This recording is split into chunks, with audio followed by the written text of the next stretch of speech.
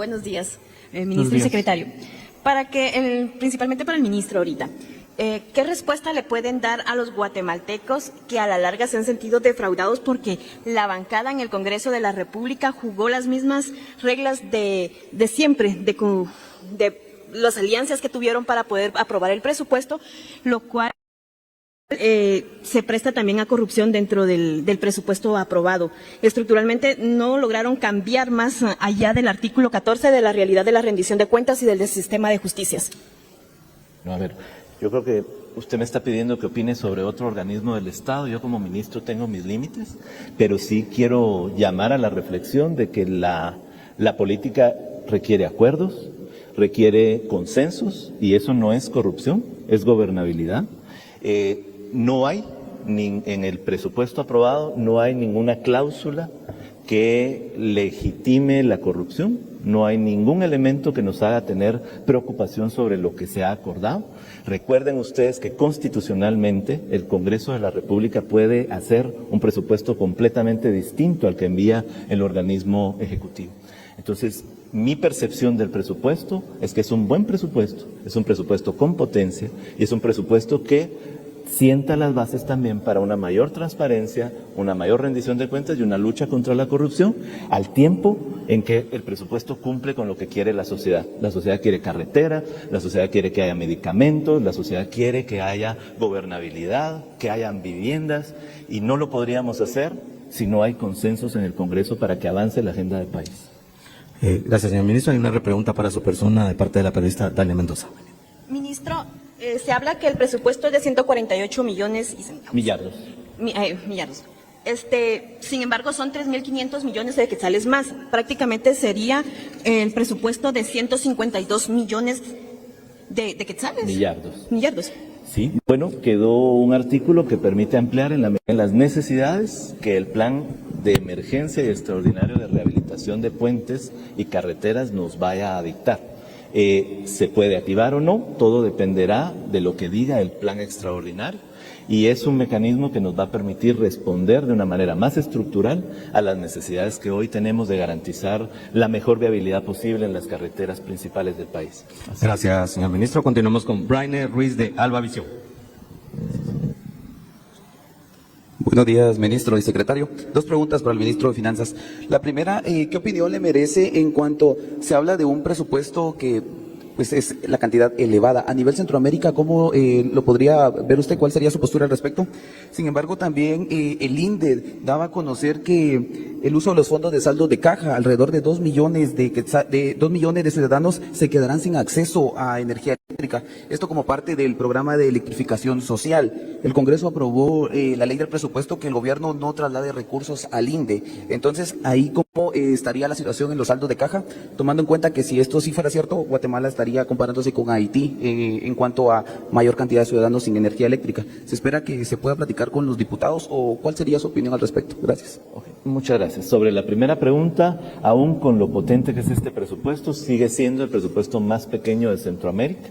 Sigue siendo uno de los 10 presupuestos más pequeños del mundo, y lo que estamos haciendo es maximizar la capacidad que ese presupuesto tenga para crear condiciones para el desarrollo. En Centroamérica, el promedio del tamaño de los presupuestos supera el 20% del Producto Interno Bruto. En el caso del presupuesto aprobado, este tiene un tamaño de 15.8%. Por eso les decía que en realidad, si uno dividiera el presupuesto aprobado dentro de la población, nos daríamos cuenta que en realidad se tienen menos de 25 quetzales por persona al día para poder proveer todos los bienes y servicios públicos que generan certidumbre y, por supuesto, desarrollo. Sobre su segunda pregunta, no la entiendo del todo. Lo que sí apareció en el presupuesto, el dictamen y lo que aprobó el Congreso, es que el INDE, que cuenta con más de 4.000 millones, no son 2 millones, sino 4.000 millones de quetzales, este próximo año pague la tarifa social, lo que significaría hacerse cargo de alrededor de 500 millones de quetzales aproximadamente para esto. Esa es una decisión que ha tomado el Congreso, está en la ley, y el INDE cuenta con los fondos para poder hacerse cargo, así es que no hay ninguna crisis que podamos avisorar, al contrario, se seguirá garantizando el suministro de electricidad y por supuesto la tarifa social que está aprobada para el próximo año. Gracias, señor ministro. Continuamos con Erika Manuel de Radio Punto. Muy buenos días, autoridades. Lamentamos en primer lugar que no esté el presidente Bernardo Arévalo acá presente en esta conferencia de prensa porque consideramos que es muy necesario a la presencia de él y sus declaraciones con respecto al presupuesto ya aprobado. Yo tengo una consulta porque debido muchas personas, muchos ciudadanos estaban en contra de la aprobación de este presupuesto. Me gustaría que como autoridades enviaran un mensaje a la ciudadanía para que les expliquen así brevemente por qué es beneficioso a este presupuesto ya aprobado. Les voy a dar 3 argumentos que han sonado en los días anteriores. Entre ellos está que podría generar más deuda al país, otra era que está desfinanciado y el último es que no era necesario aprobar este presupuesto porque podían trabajar con los presupuestos que han estado manejando ante años pasados. Muchas gracias. Comienzo por ahí. Miren, por orden, las políticas públicas necesitan tener todos los años el presupuesto que va a ser útil. Nadie puede hacer las compras del próximo mes si el presupuesto ha cambiado. O con los ingresos del mes anterior. Entonces, aquí es un tema de orden, de planificación y de presupuestación. La ley manda que se presenten presupuestos todos los años y esto es porque tiene una lógica. Se quiere buscar no solo tener presupuestos que estén asentados en la realidad del país, sino también que cumplan con los resultados que se esperan en cada año. El presupuesto del año 2023 se parecerá un poco al del 2025, pero no es el del 2025. Hay otros retos que enfrentar y este es el primer presupuesto del gobierno de la República, del presidente Arévalo. Es un presupuesto que tiene el sello de un gobierno que quiere llevar más bienestar y ayudar a generar más empleo. En el caso de la deuda o del desfinanciamiento, decirles que, bueno, hay que leer más las leyes. Los presupuestos se aprueban financiados. Se aprueba del mismo tamaño el ingreso que el gasto, por lo tanto no es un presupuesto desfinanciado. ¿Es un presupuesto que necesita líneas de financiamiento? Sí, es un presupuesto que lo requiere porque, por ejemplo, las grandes inversiones han tenido que ser financiadas a través de esto. Pero también me parece que hay que reconocer y hay que hablarlo con la ciudadanía que estamos haciendo el mejor cobro de impuestos que ha tenido el país. Estamos proponiendo una meta de recaudación sin incrementar nuevos impuestos ni tasas impositivas que va a dar como resultado una suma de recursos públicos que son bastante valiosos para el desarrollo. Gracias, señor ministro. Continuamos con Edgar Quiñones de República GT. Ministro, secretario, muy buenos días, gusto de saludarlos. Mis primeras 2 preguntas van para el ministro, luego tengo otras 2 para el secretario. La primera pregunta es, el presidente Bernardo Arévalo escribió en una ocasión una frase que dice, el aceite que lubrica la corrupción es el presupuesto. ¿Cómo garantiza el gobierno que 12,000 millones destinados a los cocodes vayan precisamente a los cocodes y no a la corrupción? Y en otra ocasión también el mandatario dijo que el 40% del presupuesto se iba a la corrupción, refiriéndose a otras administraciones de gobierno.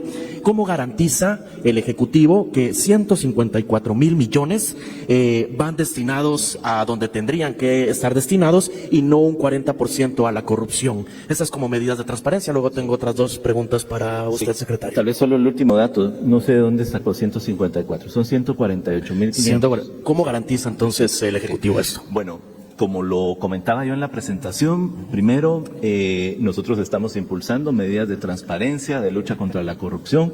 Creo que todos ustedes son testigos y han comunicado las enormes luchas que se han dado y el sinnúmero de casos que se han presentado de corrupción, que son el mejor ejemplo de que aquí se están cerrando esos caminos. Creo que eso es muy importante tomarlo en cuenta porque todo lo que queda dentro del presupuesto es sujeto a las leyes de transparencia, de gestión del gasto público. Les reitero, yo no veo ningún artículo en donde se esté entregando un cheque en blanco. Esos recursos del presupuesto deben pasar por el control de las diferentes auditorías en las entidades del Estado, por la propia Contraloría de Cuentas y también por las instituciones como la Comisión que están constante y permanentemente luchando contra cualquier espacio de corrupción. Sobre el 40%, esto es una medida que a nivel internacional se suele decir que cuando no hay controles probablemente se pierda más o menos eso. Yo participé en algún estudio académico para medir la corrupción y creería que es un poco menos, pero no importa si es menos o más. Realmente cuando un gobierno y cuando un Estado tiene controles y tiene calidad en la ejecución, esos espacios a la corrupción se dan mermando y se van achicando. El reto aquí no es decir que el presupuesto puede reducirse si reducimos la corrupción. El presupuesto puede hacer más si reducimos la corrupción. Si antes, con corruptos, 1 kilómetro de carretera costaba 400,000, estoy poniendo un ejemplo, hoy, con gente decente, esos 400,000 deben servir para hacer 1,5 kilómetros. Entonces, nuestras expectativas es que las metas de lo que se puede hacer con un presupuesto en manos de gente decente son mayores a lo que se puede hacer en un presupuesto que está destinado a financiar la corrupción. Gracias, señor ministro. Las siguientes dos preguntas que efectúa el periodista Edgar Quiñones es hacia el señor secretario de Comunicación. Gracias. Las dos siguientes preguntas son, la primera es, el presidente en una conferencia de prensa precisamente en el Palacio Nacional dijo que solicitaba una reunión de carácter urgente con la fiscal general, no asistió a la citación que ella le hizo en el Ministerio Público. ¿Ya se tiene definido un gabinete específico por parte de la Secretaría General o algún Consejo de Ministros a la que acudirá la fiscal general, tomando en cuenta que la reunión era de carácter urgente? Ya pasaron 2 semanas y al parecer no era tan urgente esa reunión. Y la siguiente pregunta es, se acerca el Día del Periodista y precisamente con usted nos reunimos muchos medios de comunicación en este salón. En aquella ocasión se ofreció que iba a haber más acceso a la prensa. Es cierto, hay algunos cambios en el Ejecutivo, sin embargo hay muchos ministerios y muchas secretarías que aún mantienen esa pared, esa barrera y no facilitan la información. ¿Qué garantías nos da usted para trabajar en esto y cómo garantiza el respeto a la labor periodística el Ejecutivo? Muchas gracias, Edgar. Muy buenas preguntas. En relación a la citación, lo que puedo decir es que se prepare la fiscal general. Ya se tiene definido el mecanismo por medio del cual se le va a invitar. Se tienen ya definidos también los temas. Van a ser temas sustantivos que atajen justamente el objetivo de esta invitación y los mantendremos al tanto en estos días. En segundo lugar, efectivamente el sábado se conmemora el Día del Periodista. Su labor es no solamente importante, sino fundamental para el sostenimiento de la democracia, y eso ha sido una posición del presidente Arévalo, de la vicepresidenta Herrera y del gobierno en general. Claramente hay retos por delante y justamente en ese espacio es en el que como Secretaría también trabajamos, ¿no? Reconocemos que no todo es perfecto, aspiramos justamente a mejores condiciones porque hemos visto, y lo decíamos el lunes, hay un hostigamiento sistemático en contra de la prensa, la instrumentalización del proceso penal en contra de comunicadores, y eso definitivamente son retrocesos en la garantía del ejercicio periodístico y la libertad de expresión. Así que desde el gobierno nosotros, en primer lugar, con la apertura de escuchar, y vamos a repetir estos espacios que ya habíamos sostenido con ustedes que cubren la fuente, vamos a también enfatizar, ¿no?, en qué espacios se pueden mejorar y tengan certeza, completa y total certeza de que desde esta Secretaría se van a hacer todos los esfuerzos para que cada uno de estos ministerios y secretarías respondan a el ejercicio que ustedes hacen, que sabemos y reconocemos es difícil de por sí.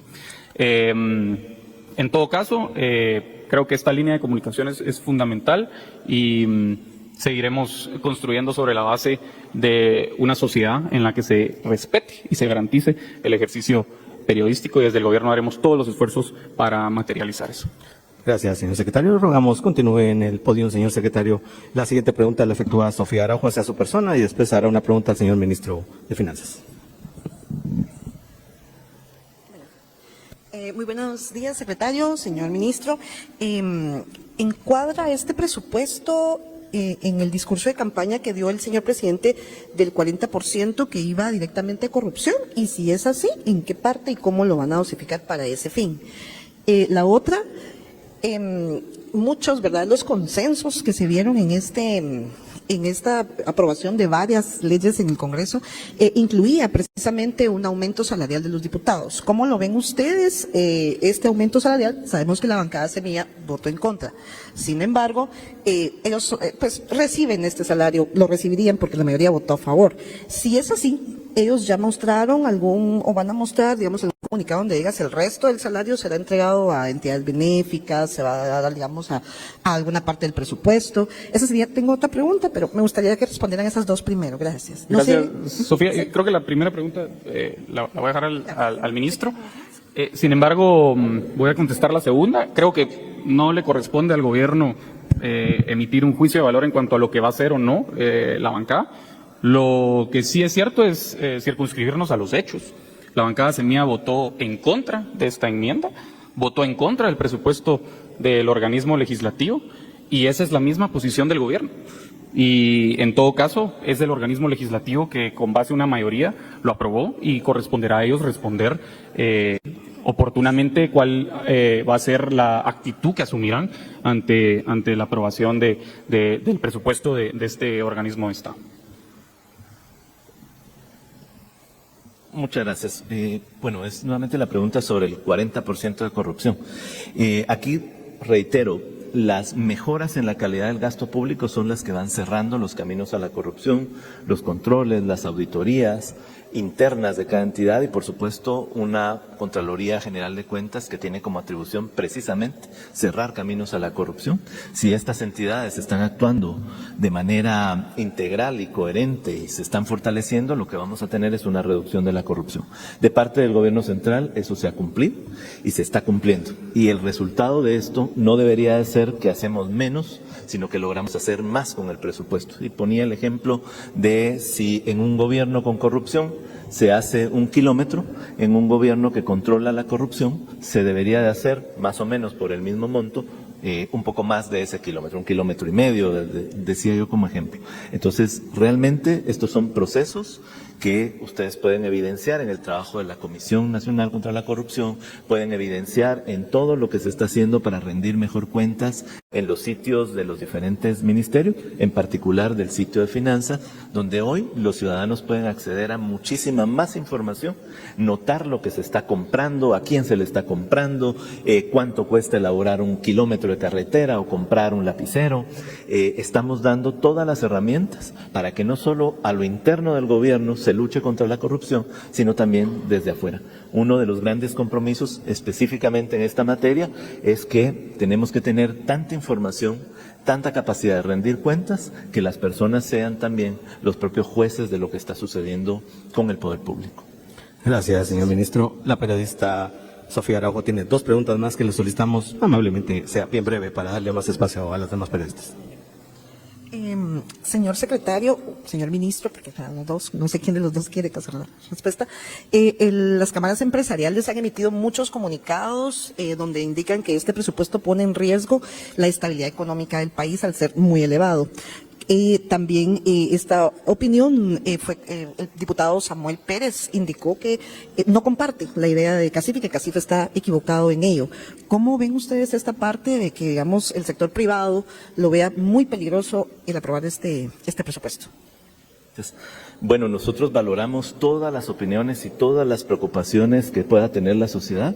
Nuestro trabajo es escuchar, es entender sus preocupaciones y es ayudar a disminuir esas preocupaciones. En el caso de este presupuesto, lo que nuestros estudios dicen es que es un presupuesto que tiene la potencia de hacer que la economía crezca de 3.5, 3.6 a 4.1. Es un presupuesto que tiene la posibilidad de ayudar a crear más empleo en todo el territorio nacional, al hacer más inversión pública, y es un presupuesto que puede mejorar la producción de bienes y servicios, que también trae bienestar. Vamos a tener que vivir con las diferencias y demostrar en la acción que este presupuesto puede ser tan potente para crear bienestar, y ese bienestar, ese mayor consumo también va a ayudar a que le vaya mejor a las pequeñas, medianas y grandes empresas de este país. Así es que valoramos, entendemos su preocupación, no la compartimos porque nuestros estudios nos dicen que este es un presupuesto que genera lo que les comento, no es un presupuesto que vaya a llevar al caos, sino todo lo contrario. Es un presupuesto que está creado para cumplir los ofrecimientos del gobierno, pero además en materia macroeconómica para crear mejores condiciones de crecimiento y empleo. Así es que lo veremos en la práctica el próximo año y ahí podremos ir evaluando si eso se está cumpliendo. Nosotros somos muy optimistas y sabemos que desde el 1 de enero ese presupuesto va a traer bienestar a las familias guatemaltecas y empleo y más desarrollo. Gracias, señor ministro. Continuamos con Ashley Monzón de TV Azteca. Hola, yo creo que ya todas las preguntas las hicieron mis compañeros, pero secretario, quisiera que nos pudiera especificar, bien lo comentó ahorita con lo del gabinete específico para poder realizar esta invitación a la fiscal, Si es de carácter urgente, ¿se podría realizar ya esta semana o la próxima? ¿Ya tienen contemplada esta fecha? Y bueno, con el tema de la PNC creo que ya lo habíamos platicado, pero nuevamente consultándole, tomando en cuenta que ahora, derivado de esta ley también se cede el poder directo al presidente de la República por el tema de dar órdenes. Ustedes comentaban hace algunas semanas que estarían analizando una situación para saber qué decisiones sí tomar, o bueno, qué acciones sí tomar desde la PNC en torno a las indicaciones que el Ministerio Público emita. Gracias. Gracias, Ashley. En cuanto a la primera pregunta, ya está definido la fecha y también las cuestiones propias del procedimiento. No la voy a anticipar, pero sí en los próximos días va a estar ya en dominio público esta invitación y compartiremos otra información adicional muy importante. En cuanto a lo segundo, justamente en la mañana conversábamos con el ministro de Gobernación. En primer lugar, el Ministerio de Gobernación y toda su institucionalidad que incluye a la Policía Nacional Civil está preparada para poder ejecutar la nueva o la recién aprobada ley de la Policía Nacional Civil. Se están preparando para el efecto los protocolos y demás reglamentos que hagan compatible cada una de las disposiciones de esta ley con la Constitución y las leyes, lo cual incluye fundamentalmente las acciones que usted refiere. El Ministerio de Gobernación y la Policía Nacional Civil han sido enfáticas. Se va en todo momento a respetar la ley, se va a respetar fundamentalmente la Constitución y se aplicarán cada una de estas medidas caso a caso. Gracias, señor secretario. Continuamos con Leslie Sánchez de Guatevisión. Buenos días, ministro, secretario. Tengo unas preguntas así bien concisas. Ministro, voy a empezar con usted. Usted reconoce que se necesitan líneas de financiamiento. ¿Me puede explicar si estos van a ser préstamos, con qué bancos los van a estar solicitando y cuánto van a estar necesitando? Porque usted mencionó 110,000 millones de recaudación fiscal para el próximo año. Quedaría desfinanciado, entiendo, como 30,000, 40,000 millones los que estarían. ¿Usted me puede explicar específicamente cuánto requieren y si va a ser en préstamos? Ya, muchas gracias. Bueno, el Congreso de la República aprobó, antes de aprobar el presupuesto del próximo año, líneas de financiamiento proveídas por el Banco Mundial y el Banco Interamericano de Desarrollo. Estos son líneas de financiamiento que permitirán de manera barata conseguir los recursos para poder hacer inversión pública, incluido el nuevo tramo de la carretera CA9 Norte, ¿verdad? Entonces estos ya están aprobados. El presupuesto no está desfinanciado porque la ley aprueba de una vez las líneas de financiamiento. Este próximo año sí se tienen que emitir bonos del Tesoro. Explicaba yo que tenemos con opinión favorable hasta 25,000 millones. Esto dependerá de cómo vaya la recaudación y cómo vayan los procesos de inversión. Esa emisión, que está incluida en el presupuesto aprobado, se puede emitir en Guatemala si el mercado es favorable o se puede emitir en el exterior, siempre buscando que sean las tasas más favorables para el Estado. Gracias, ministro. Hay una repregunta de parte de la periodista y después va una pregunta al señor secretario. Solicitamos, por favor, brevedad en su pregunta a la periodista. En realidad son solo para el ministro. Perdón, gracias. Ministro, también tengo otra pregunta. ¿Cómo va la ejecución? Usted está hablando que en la práctica se va a ver si realmente el presupuesto va a traer algo bueno, pero sí vemos que la ejecución este año en algunos ministerios ha sido bastante baja. Mucha ejecución ha sido pago de funcionamiento, que sabemos todos que son la mayoría salarios, arrendamientos y demás. Entonces, ¿cómo van a garantizar que realmente en la práctica se pueda ver eso cuando este año, que es el primer año de gobierno que está por finalizar, la ejecución no ha sido la mejor? Y en ese sentido, si me pudiera también ampliar un poco de qué instituciones en este momento, cómo van a terminar la ejecución, si la tienen baja o la tienen alta, cómo la tienen. Muchas gracias. Bueno, miren, en el caso de la ejecución, más que la opinión son los números. La ejecución al día 27 de noviembre era del 79.5%. El promedio de los últimos 5 años de ejecución a esa misma fecha era de 79.9%. Es decir, que vamos en el promedio de ejecución de los 5 años anteriores. Sí hay 2 ministerios que han tenido una menor velocidad en su ejecución. Esto ha sido el MISIDI, y por razones que ustedes conocen, se está haciendo un esfuerzo para cerrar los caminos de la corrupción en este ministerio y poder pagar las obras que realmente existen y que son necesarias para el Estado. El segundo es el Ministerio de Agricultura, Ganadería y Alimentación, que recibió una fuerte cantidad de recursos en la ampliación presupuestaria, o reajuste, como ustedes prefieran. El sentido del Ministerio de Agricultura ha sido aportar este año la creación del Fondo de Crédito para pequeños y medianos productores.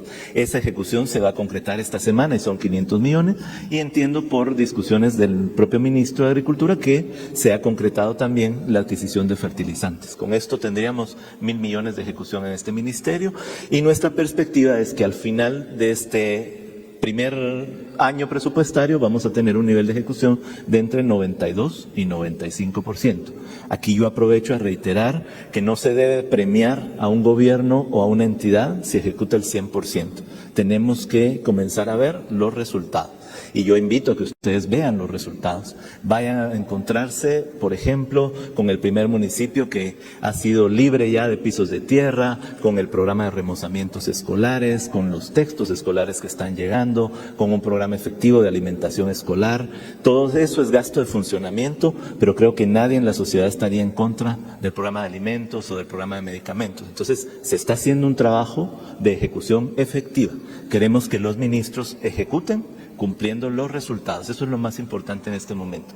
Y por eso es que aceptamos que la ejecución en este primer año de gobierno pueda estar en torno al 92 y 95% del presupuesto total. Gracias, señor ministro. Continuamos con Andrea Palacios, de Canal Antigua. Repregunta. ¿Quiere una repregunta? ¿Hay una repregunta? Con su permiso. Solo es sobre los CODEDES. Usted menciona que, y es lo que se ha hablado, de que de hecho hay un aporte extra para los CODEDES este año. Se estima que van a tener 9.000, 10.000 millones el próximo año. Y también los CODEDES han sido unas entidades que este año específicamente han tenido muy baja ejecución.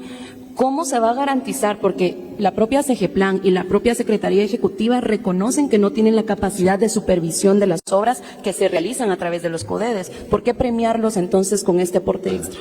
A ver, creo que en el caso de los consejos de desarrollo, estos son otra línea de posibilidad de inversión pública que llega directamente a los territorios. Digamos que eso es lo que la ley pretende con la existencia de consejos de desarrollo, porque se supone que está más cerca de la realidad del territorio y pueden traducir esa realidad a obras de inversión en caminos rurales, agua y saneamiento, educación, salud.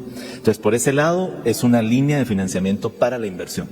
Tiene usted razón, y nosotros mismos hemos visto que la ejecución no va al nivel que nosotros desearíamos, y en el próximo presupuesto que vienen más recursos, también vienen más recursos para la Secretaría de Coordinación Ejecutiva de la Presidencia, vienen recursos para el Ministerio de Finanzas y para CEGEPLAN, que van a permitir comenzar a tener instituciones que gestionen más rápido la parte que les compete de la relación con los consejos de desarrollo. Ahora, la auditoría de la obra pública es competencia de la Contraloría General de Cuentas, y por eso también en este presupuesto de 2025 van 110 millones de quetzales más, porque efectivamente está aumentando el volumen de inversión pública y eso requiere reajustes en las diferentes entidades involucradas.